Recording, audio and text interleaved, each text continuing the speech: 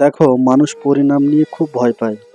মানে আজকে সে যেসব কাজকর্ম করছে, এর কালকে গিয়ে কি পরিণাম হবে, এটা নিয়ে মানুষ খুব ভয় পায়। যে আজকে এটা করলাম, কালকে গিয়ে কি হবে না হবে।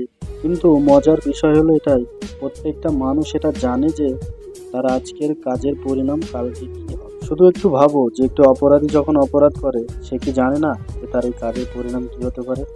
সে জানে যে কাজের পরিণাম অনেক ভয়াবহ হতে পারে। সে নিজের মজাতে এতটাই অন্ধ হয়ে যায় যে তার কালকে কি পরিণাম হবে সেটা সে ভুলে যায়। এরকমটাই তুমি তোমার সাথে করছো।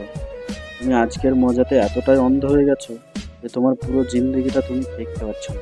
আজকের মজাতে তোমার পুরো জীবনের কথা ভাবার সময় তোমার কাছে নেই। তুমি হয়তো তোমার জীবনের বিষয় তখনই ভাবো যখন তুমি একা থাকো, খাস করে যখন তোমার হাতে ফোন না থাকে।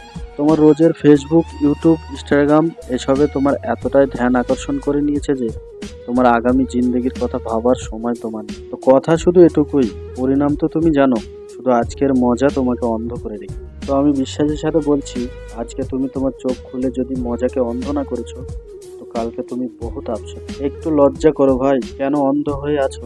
তুমি কেন সেই অপরাধীর মতো কাজ করছো? একটু পরিণামের কথা ভাবো। হাঁটাও এসব জিনিসকে, আর 1 ঘন্টা বসো, বসে ভাবো যে তুমি আজকে কি এমন কাজ করছো যার জন্য পরিণামে তোমাকে আফসোস করতে হবে।